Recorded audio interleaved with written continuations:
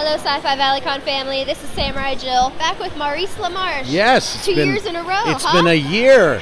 It's been a year since we last saw each other. You like this con so much, you just had to come back again. I will go wherever I'm invited. What's your favorite part about doing these conventions? It's meeting the fans and just getting to hear their stories, to find out, what we've done in a tiny recording studio with foam on the walls and no windows and totally isolated from the rest of the world has meant something, has connected, has made someone laugh, given them a moment that steered them away from perhaps a very dark day, that type of thing. It's been great. It's been great to be able to tap into this in the con world, and Altoona especially is such a sweet place.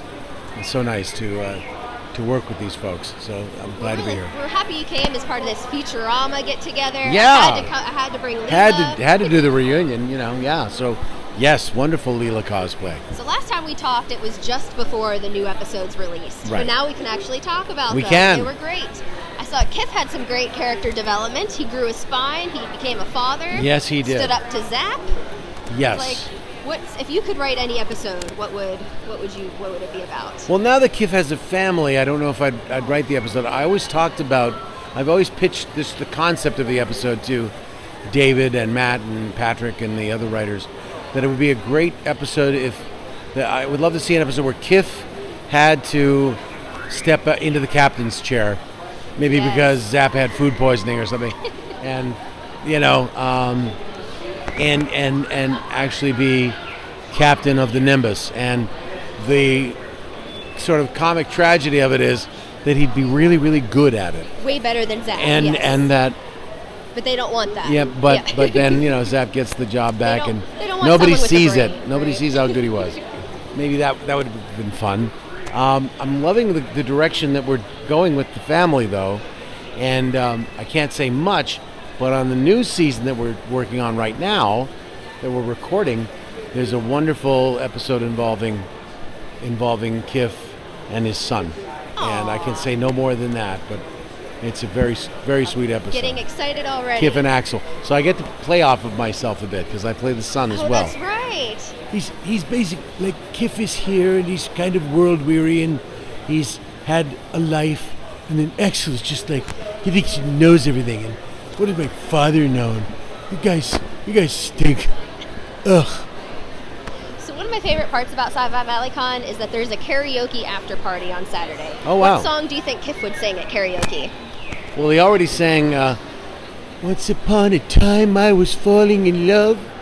Now I'm only falling apart. Nothing I can do. A total eclipse of the heart. And that's what caused Amy to sort of shift the prism a little bit and Fall in love. see Kif's poetic heart. But I've always wanted to do William Shatner doing You Can't Touch This. Yes. You can't touch this. You can't touch this. Every time you see me, the Shatner's been so hype. I'm dope on the floor and I'm magic on the mic. Now, why would I ever stop captaining the ship when others make Star Trek episodes that just aren't hip? Of course you have a spot-on Shatner impression, of course. Thank you. So We're both Canadian, there's a reason. So you won an Emmy for 2 Futurama episodes for Best Voiceover Performance. It was a Lure-focused episode and a Calculon-focused episode. Yes, which 2 is years funny, in a row. Not Kif, though, of course, but... No, well, Kif was in he was in the Calculon Center episode, yes. but I don't think he's on the plaque. I don't think right. we submitted him because there was only a couple of words. But yeah, 2 years in a row, as I scratch my underarm like a chimpanzee, Yeah, I'm an Emmy winner. Yeah. Even Emmy winners still get itchy armpits. What do you think it was about those episodes and your performance in particular that won you that? Do I have to say it? Do I have to say unholy acting talent? No. I was hoping you would say it. I was just, I was lucky enough to get 2 great scripts centered around characters who are near and dear to my heart. Who's actually the main focus of the second episode, the 2012 one, is Francis Clamps. He's got the most lines in the episode. Francis Clampazzo. Clamp Ampadamp. And he's a bad guy. And we don't get any more sympathy for him being a bad guy, apart from the fact that, he gets teased about his name being Francis. Usually, when you win an Emmy, it's for a show where we engender a lot of empathy for your character, and he takes a turn that, it changes and grows him. But with Clamps, he just continued being Clamps.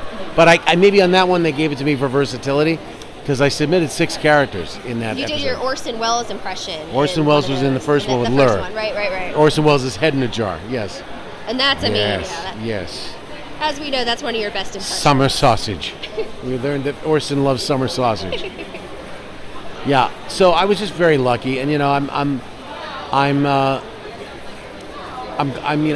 waiting for it's about time, and I hope this year it falls on one of the others, because I think Billy's overdue for one. Yes. I think Phil's overdue for one. John's overdue for one. They are, yeah. And I'm just grateful it's happened, and now it's time for the Emmy love to spread around Futurama.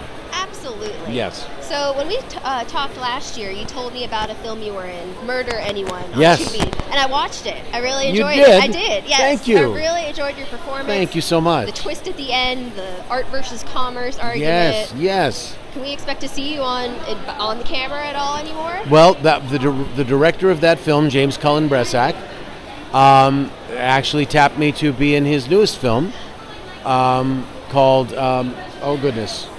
Oh no. Oh my God, I can't remember. Oh no.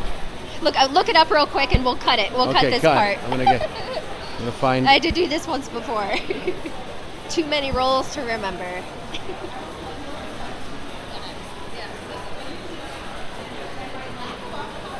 It's got a weird name like exercise class or workout.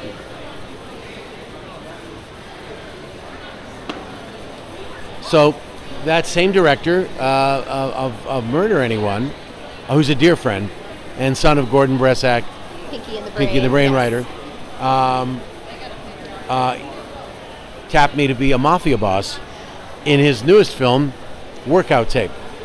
So, but it's a lot darker than what the title intimates. So I got to be in front of the cameras again. I figure I'll just wait for James Bressak to just keep calling me up, and nobody else will ever hire me. But thank you, Jimmy. A mob boss, I can see that. Yeah, I had a lot of fun with him.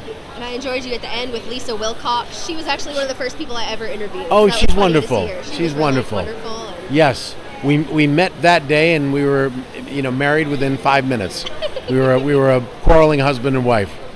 There was one argument brought up in that movie that I disagreed with your character about. What's that? You didn't like intermissions in movies, and Yes. I wish all movies would have intermissions because I need breaks.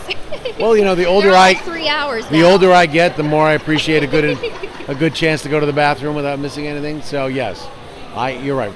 That's my character. That's not the way I feel. I loved movies with intermissions.